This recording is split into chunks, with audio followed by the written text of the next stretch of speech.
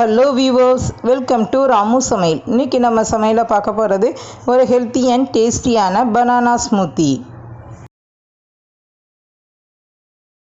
இங்கே பாருங்கள் வியூவர்ஸ், இன்றைக்கி நம்ம வீடியோவில் பார்க்க போகிறது ஒரு வெயிட் லாஸ் ரெசிபின்னு நம்ம சொல்லலாம். இந்த சம்மருக்கு ஏற்ற ரெசிபின்னு நம்ம சொல்லலாம். இதை செய்கிறதுக்கு நான் வந்து ஒரு 2 குட்டியான ஒரு வாழைப்பழம் எடுத்திருக்கேன். அதை சின்ன சின்ன பீசஸாக கட் பண்ணி எடுத்திருக்கேன். இது கூட ஆட் பண்ணுறதுக்கு வந்து பார்த்திங்கன்னா நான் வந்து ஒரு 4 பேரிச்சம்பழத்தை எடுத்து வெந்நில வந்து ஊற வச்சு எடுத்திருக்கேன். அது மாதிரி ஒரு 10 முந்திரி பருப்பு எடுத்து வச்சுருக்கேன். ஒரு 5 பாதாம் பருப்பு வந்து எடுத்து வச்சுருக்கேன். இது எல்லாத்தையுமே வந்து வெந்நில வந்து ஒரு 10 நிமிஷமாக நான் ஊற போட்டு எடுத்திருக்கேன். இதை வந்து இனிப்புக்கு வந்து கொஞ்சமாக வந்து நாட்டு சர்க்கரை எடுத்திருக்கேன். ஒரு 2 டேபிள் ஸ்பூன் அளவு இருக்கும். அதுக்கப்புறம் காய்ச்சி ஆற வச்ச பால் வந்து ஒரு 2 டம்ளர் எடுத்திருக்கேன்.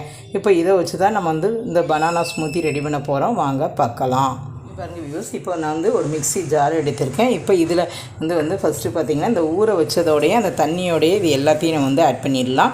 ஊற வச்ச பேரிச்சம்பழம், அப்புறம் ஊற வச்ச அந்த முந்திரி பருப்பு, அப்புறம் ஊற வச்ச அந்த பாதாம் பருப்பு, இது எல்லாத்தையுமே போட்டு மிக்சியில் வந்து நல்லா ஃபைனாக அரைக்கணும். இப்போ இது கூடயே அந்த வெட்டி வச்ச வாழைப்பழ துண்டுகள் இருக்குது பாருங்கள், அதையும் வந்து இதில் வந்து ஆட் பண்ணிடலாம். அதையும் வந்து இதில் ஆட் பண்ணிட்டோம்னா நல்லா அரைக்கிறதுக்கு ரொம்ப வசதியாக இருக்கும். இதை ஆட் பண்ணிவிட்டு இது எல்லாத்தையுமே ஃபஸ்ட்டு ஒரு மிக்ஸி ஜார் நம்ம ஆட் பண்ணியாச்சு. இதை வந்து நல்லா வந்து ஃபைன் பேஸ்ட்டாக அரைச்சி எடுத்துகிட்டு வந்துடலாம். இந்த அளவுக்கு அரைச்சி எடுத்துகிட்டு வந்துட்டேன். இப்போ இனிப்புக்கு தேவையான அளவு நாட்டு சக்கரை எடுத்து வச்சுருக்கேன். இதை வந்து ஆட் பண்ணிடலாம். நீங்கள் இதுக்கு பதிலாக நீங்கள் வந்து கொஞ்சம் தேன் கூட நீங்கள் ஆட் பண்ணிக்கலாம். இப்போ காய்ச்சி ஆற வச்ச பால் எடுத்திருக்கேன். இதையும் வந்து இதில் ஆட் பண்ணிடலாம். ஆட் பண்ணி இது வந்து ஜில்லுன்னு உள்ள பால் இல்லை, ஏன்னா நம்ம மார்னிங் குடிக்கிறதுனால இதை வந்து அப்படியே நீங்கள் போட்டு குடிக்கலாம். தேவைப்பட்டதுன்னா கொஞ்சம் ஐஸ் க்யூப் கூட ஆட் பண்ணிக்கலாம். இப்போ இதையும் வந்து நல்லா அரைச்சி எடுத்துகிட்டு வந்துடலாம்.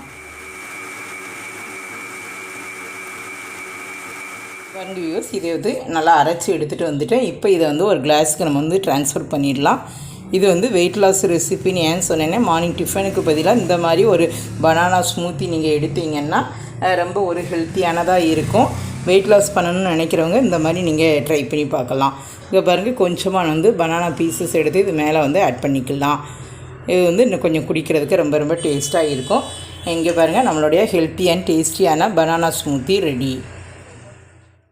வியூவர்ஸ், இந்த ரெசிபியை நீங்கள் ரொம்ப என்ஜாய் பண்ணியிருப்பீங்கன்னு நினைக்கிறேன். உங்களுக்கு இந்த வீடியோ பிடிச்சிருக்குன்னா லைக் பண்ணுங்கள், ஷேர் பண்ணுங்கள்.